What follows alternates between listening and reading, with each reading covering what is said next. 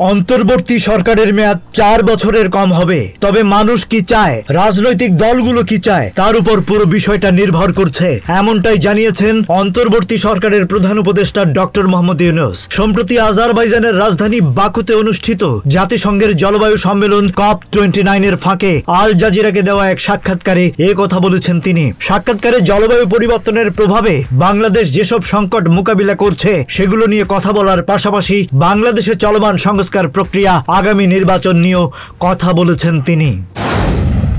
জুলাই আগস্টের গণহত্যা ও মানবতা বিরোধী অপরাধে জড়িত থাকার অভিযোগে গ্রেপ্তার হওয়া সাবেক ৯ মন্ত্রী সহ ১৩ জনকে কারাগারে পাঠিয়েছেন আন্তর্জাতিক অপরাধ ট্রাইব্যুনাল। আজ সোমবার তাদের আদালতে হাজির করা হয়। শুনানি শেষে আদালত তাদেরকে ফের কারাগারে পাঠানোর আদেশ দেন। তদন্ত সংস্থার আলাদা কমিশনের পরিপ্রেক্ষিতে গত ২৭ অক্টোবর বিচারপতি গোলাম মুর্তজা মজুমদারের নেতৃত্বে ৩ সদস্যের ট্রাইব্যুনাল বেঞ্চ তাদেরকে আজ আদালতে হাজির করার নির্দেশ দেন। গ্রেপ্তারি পরোয়ানা জারি করা ৪৬ জনের মধ্যে এই প্রথম মানবতা বিরোধী অপরাধের অভিযোগে তাদের ট্রাইব্যুনালে তোলা হলো।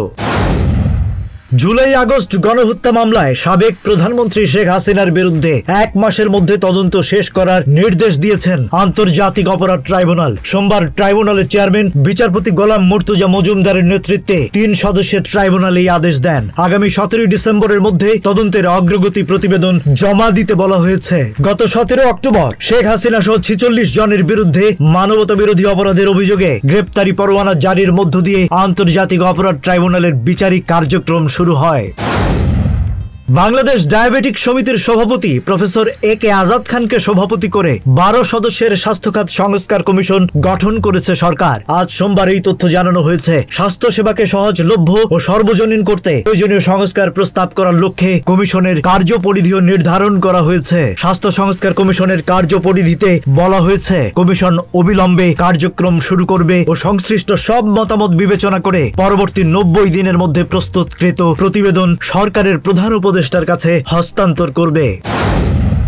সাংবাদিক কামাল আহমেদকে কমিশন প্রদান করে ১১ সদস্য বিশিষ্ট গণমাধ্যম সংস্কার কমিশন গঠন করেছে সরকার। শিগগিরই এ নিয়ে প্রজ্ঞাপন জারি করা হবে। সোমবার প্রধান উপদেষ্টার প্রেস উইং থেকে এই তথ্য জানানো হয়। এ বিষয়ে প্রধান উপদেষ্টার কাছে মন্ত্রী পরিষদ বিভাগের সারসংক্ষেপ পাঠানো হয়েছে। সেখানে বলা হয়েছে, গণমাধ্যমকে স্বাধীন, শক্তিশালী ও বস্তুনিষ্ঠ করতে প্রয়োজনীয় সংস্কার প্রস্তাব করার লক্ষ্যে গণমাধ্যম সংস্কার কমিশন গঠনের জন্য প্রধান উপদেষ্টার অনুশাসন রয়েছে। প্রধান উপদেষ্টার অনুশাসন অনুযায়ী গণমাধ্যম সংস্কার কমিশন গঠন করে প্রজ্ঞাপন জারি করা যেতে পারে।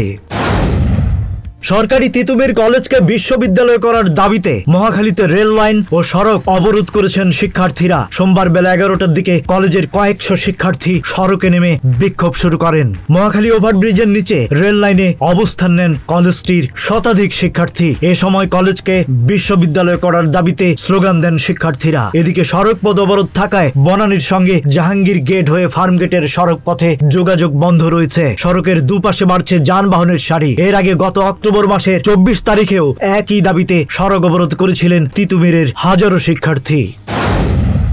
ইউক্রেন জুড়ে জ্বালানি স্থাপনা লক্ষ্য করে ব্যাপক হামলা চালিয়েছে রাশিয়া। ক্ষেপণাস্ত্র ও ড্রোন দিয়ে হামলা চালানো হয়েছে বলে জানিয়েছেন ইউক্রেনের প্রেসিডেন্ট ভ্লাদিমির জেলেনস্কি। রাজধানী কিয়েভ সহ ডোনেস্ক, লভিভ ও ওডেসার বিভিন্ন জায়গায় হামলা চালায় রাশিয়া। এতে অন্তত ১০ জন নিহত হয়েছেন। ইউক্রেনের সবচেয়ে বড় প্রাইভেট জ্বালানি কোম্পানি ডিটিকে জানিয়েছে, রুশ হামলার কারণে তাদের জ্বালানি স্থাপনার উল্লেখযোগ্য ক্ষতি হয়েছে। এ কারণে বিদ্যুৎহীন পরিস্থিতি সৃষ্টি হয়েছে। এছাড়া ইউক্রেনের রাষ্ট্রীয় জ্বালানি কোম্পানি ইউক্রেনের জানিয়েছে, সোমবার পুরো ইউক্রেনে নিষেধাজ্ঞামূলক ব্যবস্থা নেওয়া হবে। বরাবরই আলোচনায় থাকেন ঢালিউড নায়িকা পরিমণি। ঢালিউডের এই তারকার পেশাগত জীবন ছাপিয়ে বরাবরই ব্যক্তি জীবন সামনে চলে আসে। মনে মেঘ জমলে কিংবা রোদ উঠলে তার আঁচ পাওয়া যায় ফেসবুকের পাতায়। প্রেম, বিয়ে, বিচ্ছেদ, উদযাপন সবকিছুতেই যেন পরিমণি আলোচনার একটি নাম। প্রেম আসবেই কথাটি সত্যি হয়ে ধরা দিয়েছে এই চিত্রনায়িকার জীবনে। আবারও প্রেমে পড়েছেন তিনি, আর বিষয়টি নায়িকা নিজেই জানিয়েছেন সামাজিক মাধ্যমে। তবে মনের মানুষটিকে এই বিষয়ে স্পষ্ট করে কিছু বলেননি তিনি।